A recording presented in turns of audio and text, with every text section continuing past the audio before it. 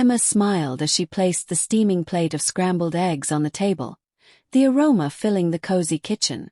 Jack, her husband of 5 years, sat across from her, engrossed in his phone. "Breakfast is ready," she said softly, hoping to pull his attention away from the screen. Jack glanced up, offered a quick smile and muttered thanks, before returning to his phone. She tried not to feel hurt. After all, mornings had always been rushed, and Jack was a busy man. But lately, his distant behavior had begun to weigh on her. They used to talk about everything. Plans, dreams, even silly jokes that only they found funny. Now, their conversations felt like exchanges of basic information. "I'll be late tonight. Don't wait up," he added casually, still not looking at her. Emma nodded, her heart sinking. She stirred her coffee absent-mindedly, glancing at Buddy, their golden retriever, who lay sprawled near the table. Buddy lifted his head, sensing her mood, and let out a soft whine. "At least you're paying attention," she whispered, scratching his ears. The dog leaned into her touch, offering silent comfort. Jack's phone buzzed on the table, breaking the moment. He snatched it up quickly, his movements almost panicked. Emma caught a glimpse of the screen, a name she didn't recognize, but before she could ask, Jack stood abruptly. "Gotta go," he said, grabbing his jacket. He kissed her cheek briefly, his lips barely brushing her skin, and was out the door before she could respond. She sat there, staring at the half-empty plate of eggs, trying to push away the gnawing doubt creeping into her mind. Was she imagining things? Or had something shifted between them? Emma didn't want to jump to conclusions. Marriage had its ups and downs, didn't it? People got busy, life got in the way. But the nagging feeling in her chest wouldn't leave her alone. Buddy padded over to her, his warm brown eyes full of concern. "Am I overthinking, Buddy?" she asked aloud, running her fingers through his soft fur. He responded with a small bark, wagging his tail as if to reassure her. Later that day, Emma tried to distract herself with work, errands and chores, but Jack's strange behavior kept replaying in her mind. He hadn't always been this way. In the early years, he would send her sweet messages during the day, surprise her with flowers, and always made her feel like the most important person in his life. When had that changed? And why? She shook her head, dismissing the thoughts. Maybe it was just a rough patch. Relationships were hard work, and she wasn't going to let her insecurities get the better of her.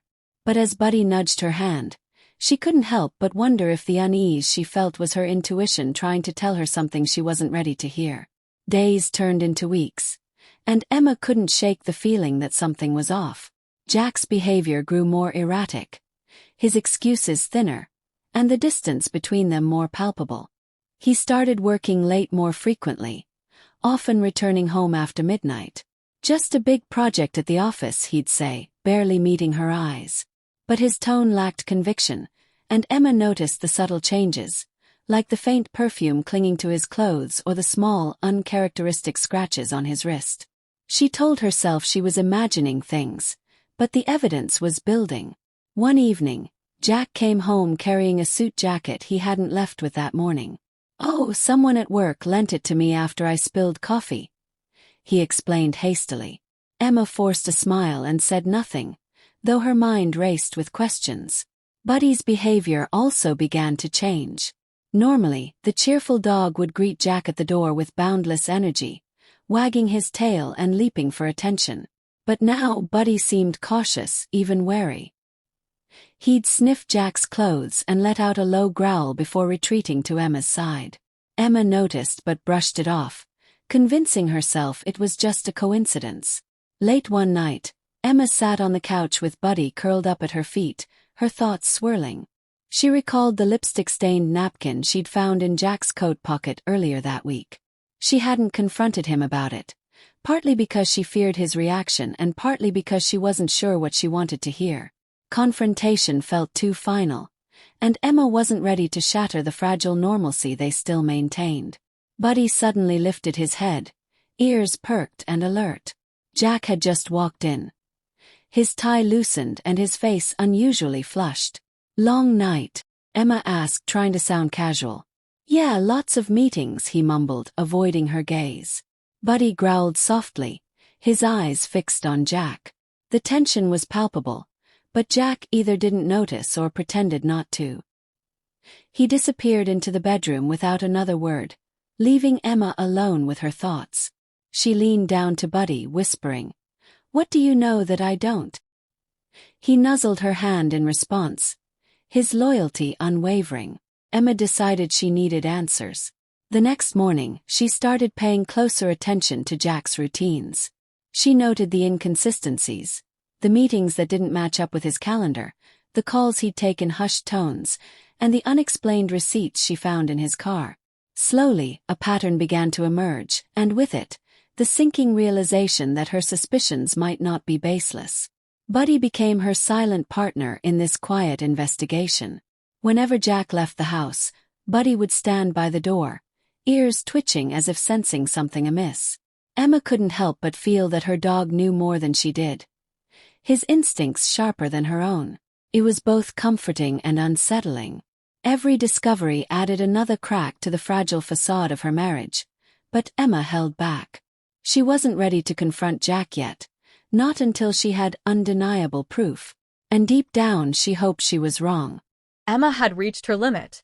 The clues were piling up, and the truth felt closer than ever, yet still just out of reach.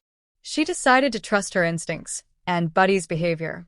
One night, as Jack prepared to leave for yet another late meeting, Emma made her decision. She would follow him. Buddy seemed to sense her resolve. As Jack stepped out the door, Buddy stood alert, watching Emma closely. She grabbed her coat and quietly followed Jack's car, careful to keep a safe distance. Her heart pounded as she trailed him through the dimly lit streets, her mind racing with possibilities she wasn't ready to confront. Jack's car slowed in front of a modest house in an unfamiliar neighborhood. Emma parked farther down the street, her hands trembling on the steering wheel. She watched as Jack got out, straightened his tie, and walked to the front door. It opened almost immediately, and a woman greeted him with a warm smile. Emma's stomach turned as she saw Jack lean in, their embrace far too intimate to be casual. She sat frozen, unable to look away. Her worst fears were confirmed, yet seeing it with her own eyes was a different kind of pain. As she tried to steady her breathing, Buddy barked softly from the back seat, breaking her trance. His presence reminded her she wasn't alone. The next day, Emma combed through Jack's belongings, searching for more concrete evidence. She didn't have to look far. In his car, Buddy sniffed out a scarf tucked beneath the passenger seat, one that didn't belong to Emma. Holding it in her hands, she felt the final thread of denial snap. Later that evening, she confronted Jack indirectly, testing his reactions. "I saw a scarf in your car," she said casually, gauging his response. He barely flinched, brushing it off as something a coworker had forgotten. But Emma noticed the slight hesitation in his voice, the way his eyes darted away. He was lying. Buddy played his part again a few nights later when Jack returned late. The dog growled low as Jack walked past, his nose twitching at the scent of perfume. This time, Emma didn't ignore it. She stared at her husband, seeing him in a new light, one that made it impossible to overlook the cracks in their relationship. Finally, Emma found the courage to dig deeper. She followed Jack again, this time to the same house. Standing outside, she could hear their laughter, muffled but unmistakable.